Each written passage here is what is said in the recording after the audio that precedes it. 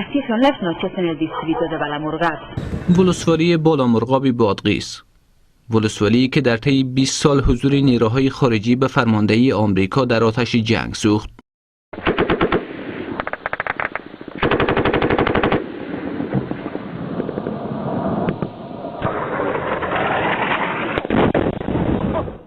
خانواده های زیادی در ادامه این جنگ های خانمانسوز از هم پاشید. این جنگ از غیر نظامیان قربانی گرفت و خانواده های زیادی را در سوگ عزیزانشان نشاند و همه دار و ندار آنان را از آنها گرفت.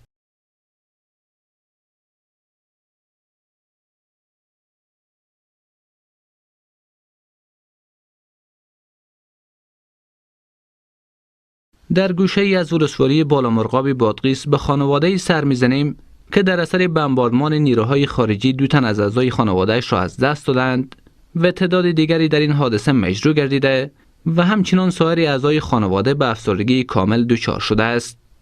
بم انداخت بود، شب 1 بجه بود، فهمیدی؟ 1 بجه بود، این خانه و آن خانه همه چپه شد، فهمیدی؟ من چند تا تپی شده پیش را کردی، 2 تا، یکی بچه ما جوان بچه ما بود، اینا بمرد پیش را، دیگه دختر بود، اینا هم بمرد پیش را، همه در بدر شدیم، خاک بسر شدیم.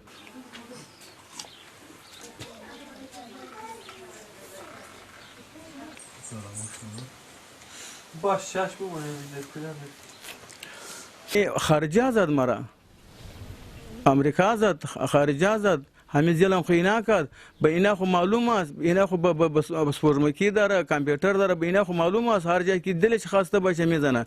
ولی مرا خو همین تو امریکا زد، خو همین تو ولو مرا انداخت، دیگه شهیدم وزیر کردم او دیگه ما مایوب 5-6 ماه د شفاخانه به پول خود، شخصی پول خود دوام کردم.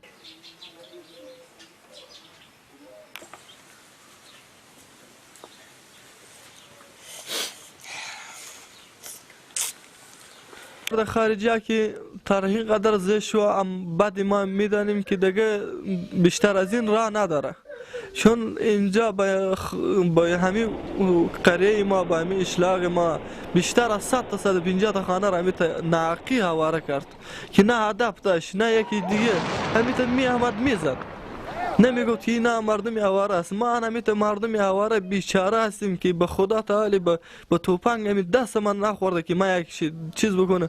تمام عمرم به کارگری مردم، به کارگری چیز تمام شد دیگه. همین رقم ما ناقی به خواب بودیم ما را زد.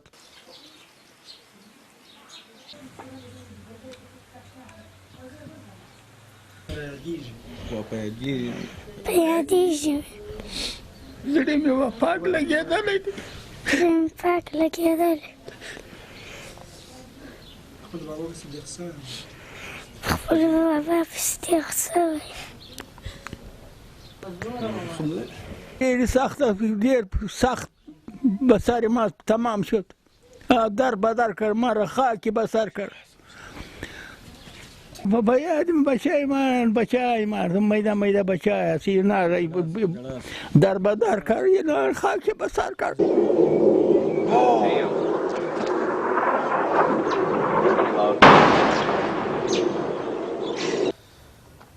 پر 1 بجې چاپه راله او چاپه چې ووله زموږ پر کور باندې بمبار وکړي. 8 قسم د کور د شهیدان سوله. پلار مې و، مور مې و، یو مې ورور و، 2 مې خوندې وې. دا زما د یوې خور سخت ګر سره نه وو او 2 د ورور کوردارۍ وې، یو مې وراره و. دا شهیدان سوله. 2 مې خوندې وې، یو زه په خپله 4 ځایه زخمي یم، په خپل دا ګوته مې زخمي سوې ده، پر لاسو باندې زخمي سوی، پر سر باندې زخمي سوی. نو خوندې مې هم یوه د 5 کاله وه او یوه د 3 کاله وه. موږ د کور د 3 کسه پاتې سو، 11 دانه کولو 3 دانې پاتې سو، نور ټوله شهیدان سو. 8 کسه شهیدان سوله. هغه د امریکایانو وي، هغه مثلا خاص امریکایان په افغانستان کې وه، دا د افغانستان دغه نه و ورسره، هغه خاص امریکایانو هغه موسم کوټې پر سر باندې به واچوي. موږ په دا یوې خونې کې وو، په خونې کې د الانو ها خوا خونه او دا خوا خونه، په دا یوې خونې کې چې بمبار وکړي د دې خونې ګرده سلامت ووتو او بلې خونې ته ولاړو او هلته چې ولاړو بالا بیا بمبار وکړي. هم بل بام یې وغورځوي، هم څرخکو ویشتو، هم دغه ویشتلو، جټ ویشتلو. ټوله ملکي خلک وو، په دې کې څوک دغه نه و چې مثلا طالب یا هیڅ څوک نه و، نه نظامي و نه طالب و، دا ګرده ملکي خلک وو.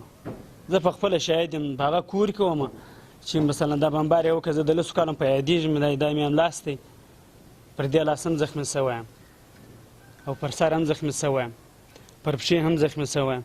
پلار و مور نه وه، موږ 1 کال د بل پر درګاه باندې وو، داسې د ماما کور ته وو، د اکا کور ته وو. بعد هغو بیا کولم سره یو څه سره دغه سو سره جوړ سو، بالا خپل په زندګۍ باندې مشغوله وو. هغه ځای مو یله کړي، بالا شهیدان مو وسوه. زه په خپله شخصا بالا د هغه ځایه بار سولو، بالا مو شهیدان ته به کته طاقت مو بالا نه کېدی. بالا د هغه ځایه رالو، اوس په رباسنګي ولسوالۍ د وچ قاسم په قریې کې یو. سهار وژره چې مې سپینه سوه، اوس خپل پلار مې په یادېږي او مور مې په یادېږي، کول مې ګرده په یادېږي. اوس ډېر زړه مې درد کوي، هر موسم چې مې په یادېږي زړه مې ډېر درد کوي، چې هر څه ووایه زړه مې درد کوي. د زموږ خپل شخصا کور یې بمبار کوي. په افغانستان کې ډېر کورونه بمبار کړي دي، ډېر یتیمانان شته، ډېرې کونډیانې شته، مګر د افغانستان په خرابېدو پسې دوی او دي دا اوس هم دي او بالا نه غواړي چې په افغانستان کې دوی بیا بیرته راشي افغانستان ته.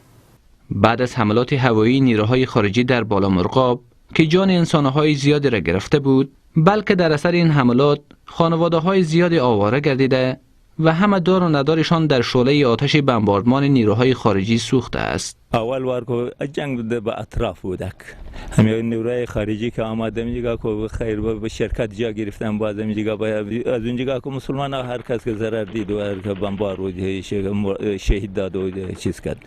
او بعد از او که بعد به داخل بازار جنگ داخل شد، میگه که از اطراف بدر شد، بیامد به جنگ به داخل بازار.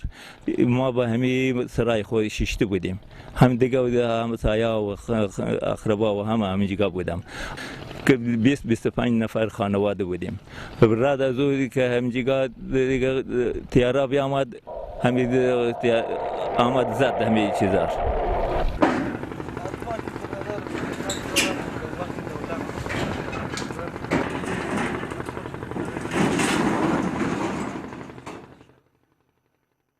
دا خو د 2 کاله دلته جنگ په دې ځای کې 2 کاله امریکایانو دلته بمبارونه کوله، د ماچت د اسرایلو ټول امریکایانو بمبار کړ، ټول منطقه دا ټول د ولس ګر خراب کړي، داسې نه چې تر هغه سره پرې د ولس ګر وشتل ګر خراب کړي.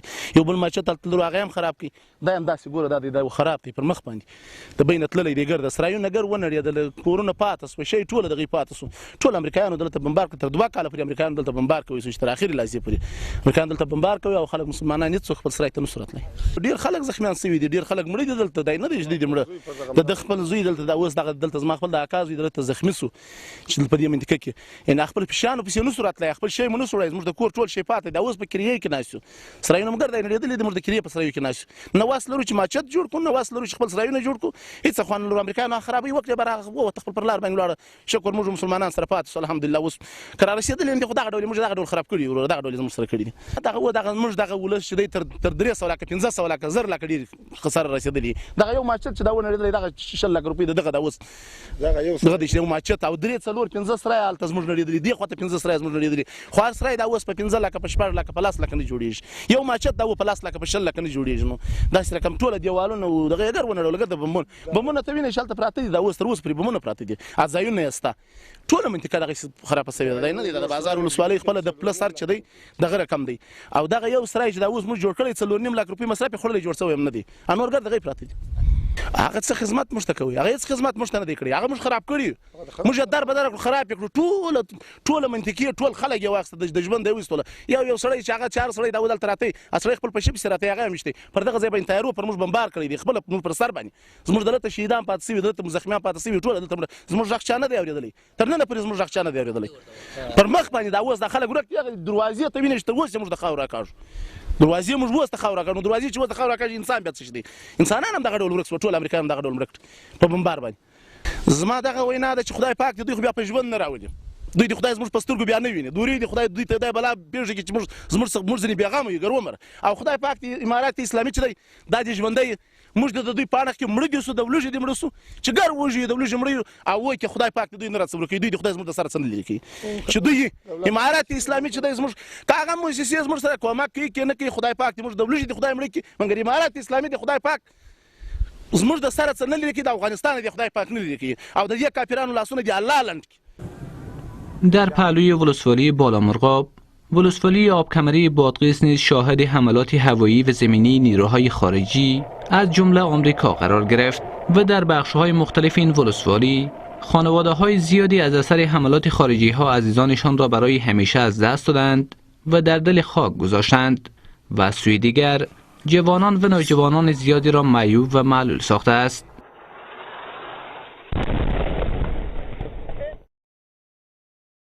در ولسوالی آبکمری بادغیس نیز خانواده‌ای وجود دارد که بنیاد زندگیشان توسط حملات شب هنگام نیروهای خارجی به کلی از بین رفته و 11 عضو فامیلشان به شمول زنان و کودکان را از دست دادند.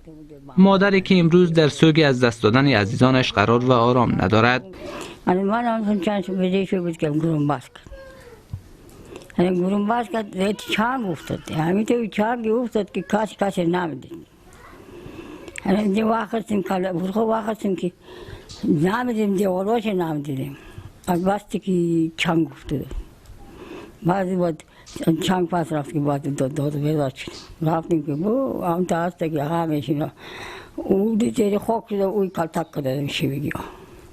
هم تو دیوارا آواز کال تک کرده میشه بگیم آدم شد. رفته باشین دیده باشین نایده باشین. آنم تا همه شد والله یکی بدار نرتازمتی. کاشکی ما هم دیدیم. همین تو اویی که گفته بنده خدا همین ناتگاه خود نکوچارش نبود. تو پیدا کن. همین ناسام اوروس ما یا که همین توی شده بود که شناخته نموشد. ویدیش نموشد کارش نبودن تکی بود. آدمی خانواد تو بگی که یکی کودکی مانده باشه که ما دمون کودک تسلا کنیم. خلاص.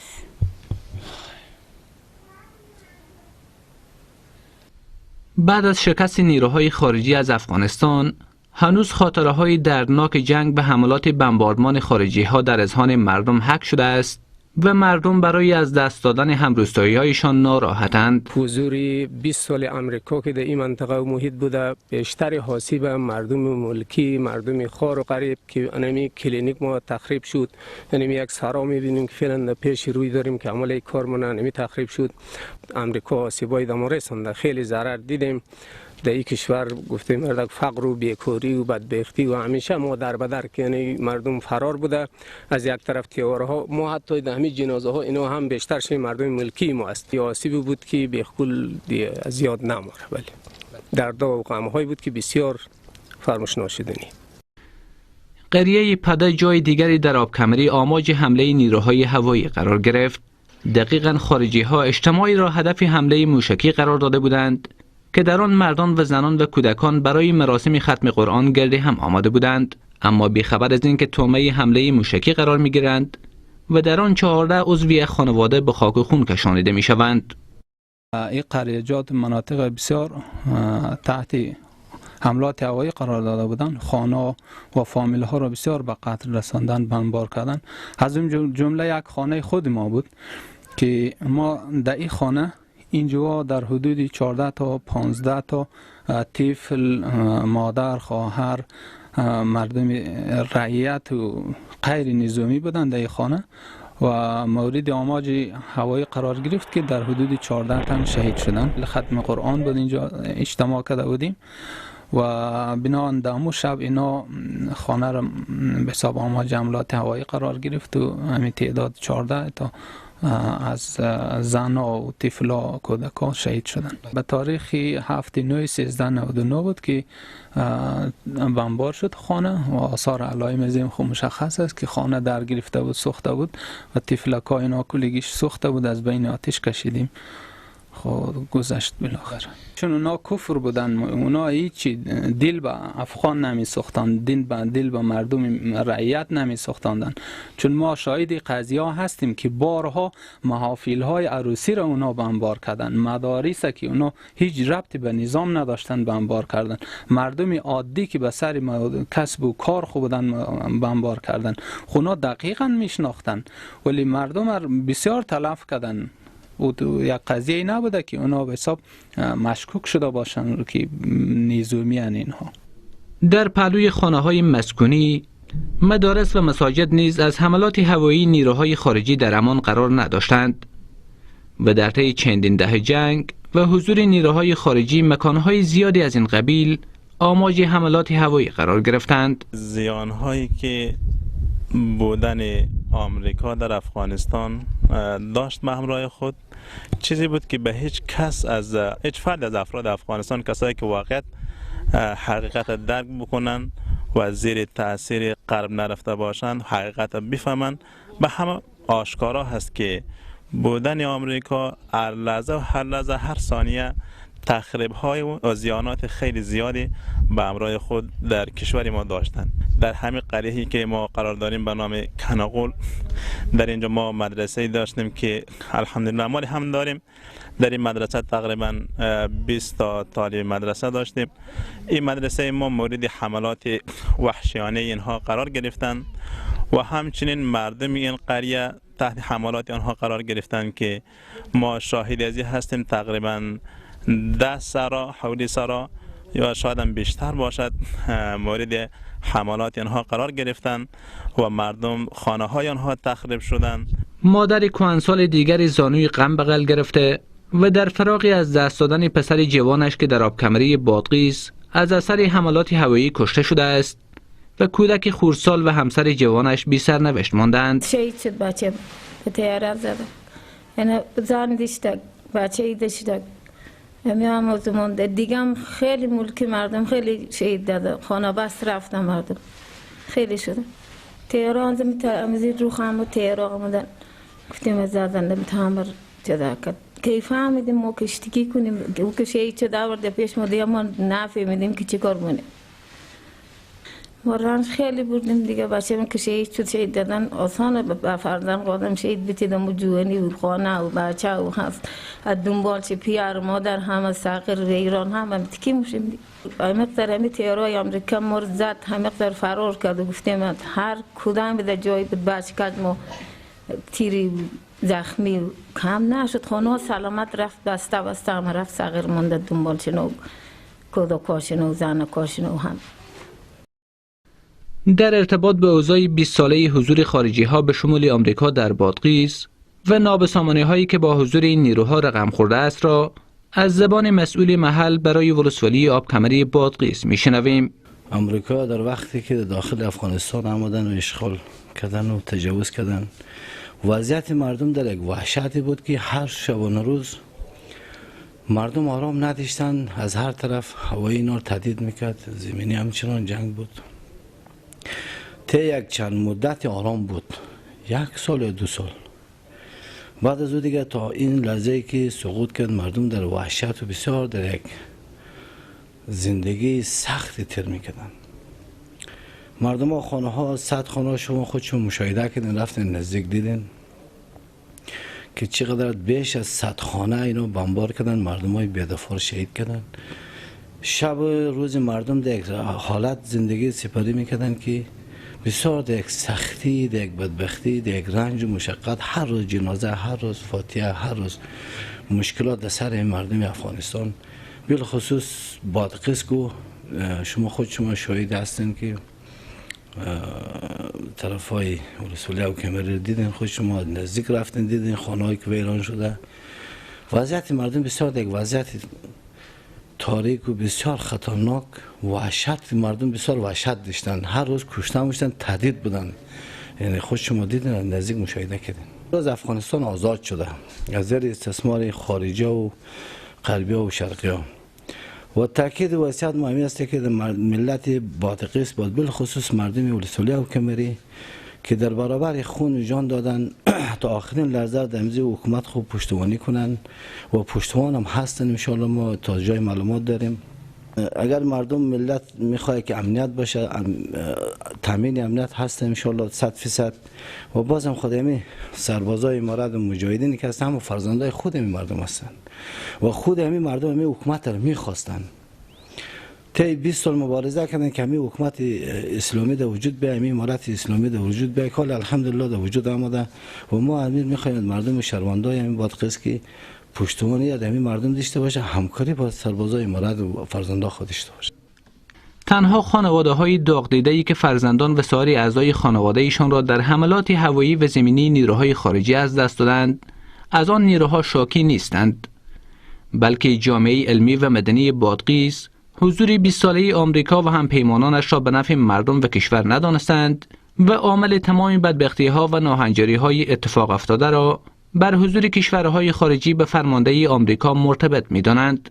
آمریکا در 20 سال جز از که افکار ما در استعمار خوبی گیره، جز از که برای افغانستان و برای مردم افغانستان بدبختی و ایرانی غم رنج ایجاد بکنه، دیگه دستاوردی نداشت. ما در سالهای 2003 2004 تا 2005 همه ما شما معلومات داریم و در جریان هستیم که با بمبارها و همچنین با جنگ هایی که بین دو طرف صورت می گرفت و همچنین مداخله آمریکا در افغانستان می دیدیم که افراد ملکی، اطفال، زنان و جوانان و حتی بزرگسالان در بمبارها و همچنین در جنگ های آمریکا جانهای شیرین خود از دست می دادن. وقتی که در 2003 و 2004 ما اگر معلومات بگیریم و فکر بکنیم، هموطنان ما بدون اینکه گناهی داشته باشند، بدون اینکه با طرف های درگیر جنگ اینا ارتباطی داشته باشند، می آمدن از خانه ها شب بیرون می کردن، کشته می شدن و یا از طریق هواپیماهای بدون سرنشین بمباران می شدن و جانهای شیرین خود از دست می دادن.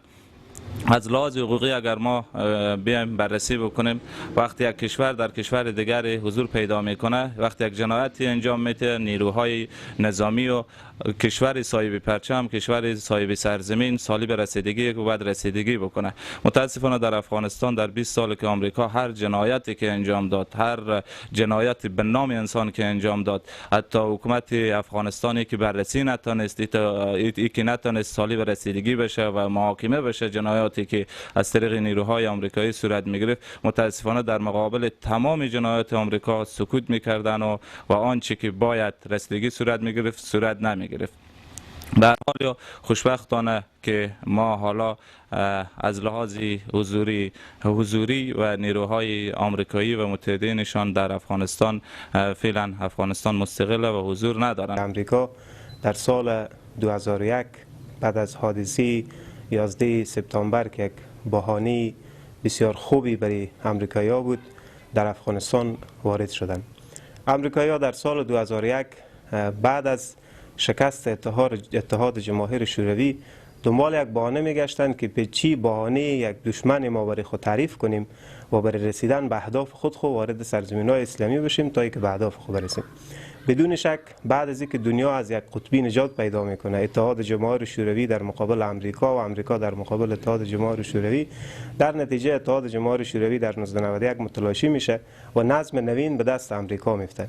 امریکا میدونه که در داخل اگر دشمن ولی خود یک دشمن فرضی در بیرون تعریف نکنه، بدون شک که در داخل قضیه های مختلفی هسته که امریکا را آزار میده و امریکا را از داخل مانند موریانه باری میخوره. یکی از موارد مثلا شما در اواخر دیدین که قضیه سرخپوستا و سیاه‌پوستا، قضیه قومیت، قضیه نشنالیستی و بسیار گپای در داخل امریکا را مثل موریانه باری میخورد. امریکا مکلف بود که در بیرون از مرزهای امریکا یک دشمن برای خود تعریف کنه و برای رسیدن به اهداف خود از او دشمن بینیست یک بهانه استفاده کنه تا اینکه به اهداف خود برسه. بنابراین امریکا قضیه تروریسم رو به میان آورد. از تروریسم یک تعریف ایجاد کرد که هر کسی توسط خشونت اهداف در واقع اگر به واقعیت نگاه کنیم، این یک تعریف کرده که هر کس توسط خشونت اهداف امریکا رو مورد هدف قرار بده و مورد هجوم قرار بده و نگذاره که امریکا به هدف برسه، این تروریست است. به این اساس 11 سپتامبر حمله که امریکا بالای افغانستان کرده، آدم متوجه میشه اگر جزئیات قضیه رو بررسی کنی میبینی که اصلا امریکا از قبل آمادگی برای حمله به افغانستان داشت. تنها 11 سپتامبر یک بهانه برای امریکا شد و امریکا تلاش کرد که در بیرون از مرزها خود یک دشمن تعریف کنه که دقیقاً تروریسمی که میگه این تروریسم به معنی مسلمان است، چون واقعیت همین رقم بود. بعد از اینکه دیدیم که امریکا به 2001 به افغانستان حمله کرد، در 2003 به عراق حمله کرد، به پاکستان پایگاه نظامی داشت، به عربستان سعودی، به الزهران سعودی، به تبوک پایگاه نظامی داشت. کل از اینا را آدم متوجه میشه که امریکا بدون شک، بدون خواست مردم، بدون اراده مردم و بدون از اینکه که مردم برای از اون مشروعیت بدن، امریکا وارد افغانستان شده. حتی اگر تعدادی پیدا شده باشند که به این قضیه امریکا را همکاری کرده باشند، همگام با امریکا در داخل افغانستان علیه مردم افغانستان جنگ کرده باشند و برای مشروعیت از ایت یک گپ گفته باشند که ما اجازه دادیم که امریکا بیایه، این اصلا از نظر شرعی و از نگاه شریعت اسلامی هیچ کدام دلیلی نمیشه که تو یک کشور کافر حربی را اجازه بدی که وارد یک سرزمین اسلامی بشه، مردم مسلمان رو به خاک و خون بکشه، منابع از اونها رو غارت کنه، به ارزش‌های از اونها توهین کنه و بعد از اون هم بگی که من اینا رو اجازه دادم که داخل خاک افغانستان شد. پس امریکا بدون شک با یک حمله وحشیانه وارد افغانستان شد، هیچ گونه مجوز قانونی و مجوز شرعی برای حضور در افغانستان نداشت و در طول 20 سال که امریکا در افغانستان بود جنایات متعددی در داخل افغانستان مرتکب شد. همین اعداد و ارقامی که خود امریکایی‌ها میدادن، میگفتن در افغانستان طالبان یا امارت اسلامی 40,000 سرباز داره.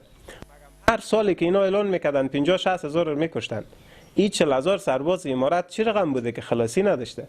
اگر امارت اسلامی 40,000 سرباز در افغانستان داشته، چرا هر سال 50,000 از این 40,000 از اینا کشته میشد؟ در 20 سال شما حساب کنیم که این خود تناقض‌گویی امریکا چی را ثابت میکنه؟ معنی از این که امریکا اطفال رو میکشت، امریکا بیگناه رو میکشت. حتی آمار و ارقام و شواهد و ثبوت وجود داره که تیارهای امریکایی در فرا، در بادغیس، در اکثرا ولایات مردمای ملکی که سر زمین زراعتی خوب بودن به قصد ساعت‌تیری نشانه می‌گرفتن اونا را.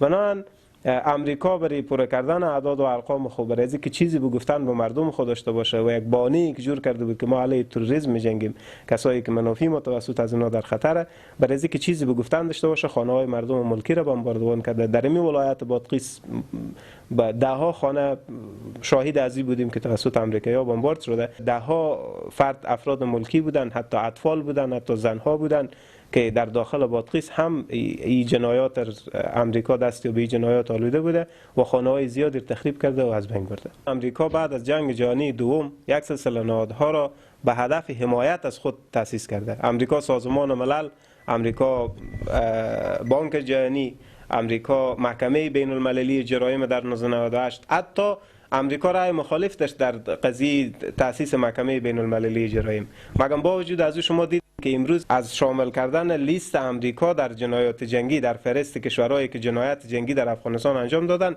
حمایت کرد. گفت نباید امریکا در این لیست قرار بگیره و امریکا جنایت جنگی را در افغانستان مرتکب نشده. پس از این دید متوجه میشیم که اصلا امریکا نهادهایی که در دنیا تأسیس کرده و کشورهای کفری بزرگ در دنیا که نهادها تأسیس کردن، این نهادها کل از اینا وکلای مدافع امریکا هستند. سازمان ملل وکیل مدافع امریکاست.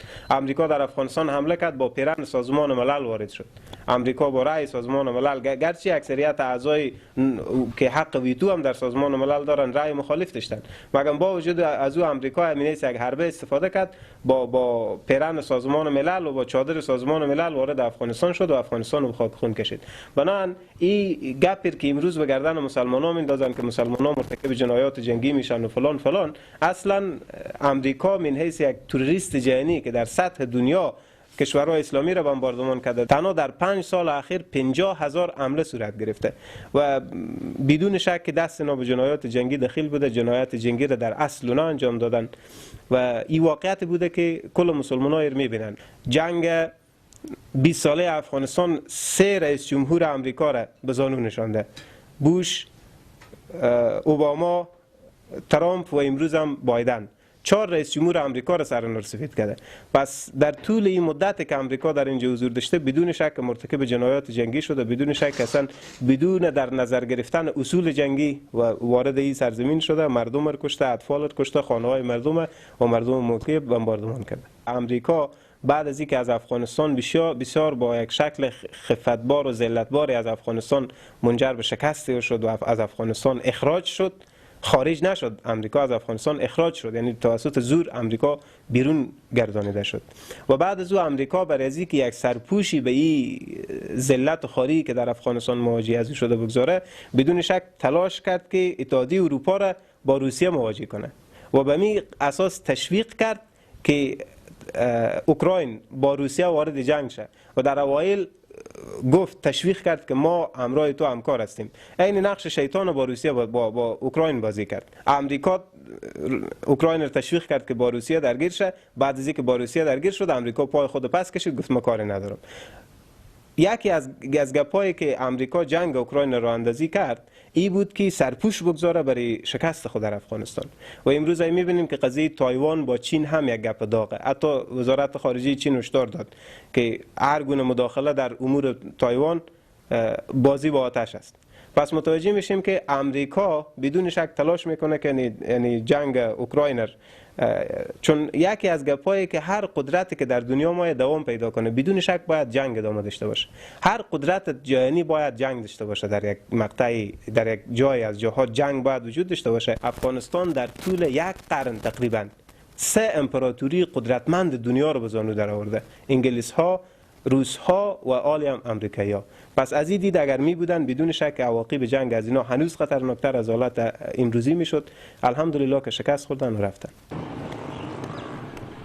در سراسر ولایت بادغیس بیش از هزاران خانواده اعضای فامیلشان را از حملات هوایی و زمینی نیروهای خارجی از دست دادند و در ادامه این جنگ‌ها و خونریزی‌ها خانواده‌های زیادی آواره و متواری گردیدند.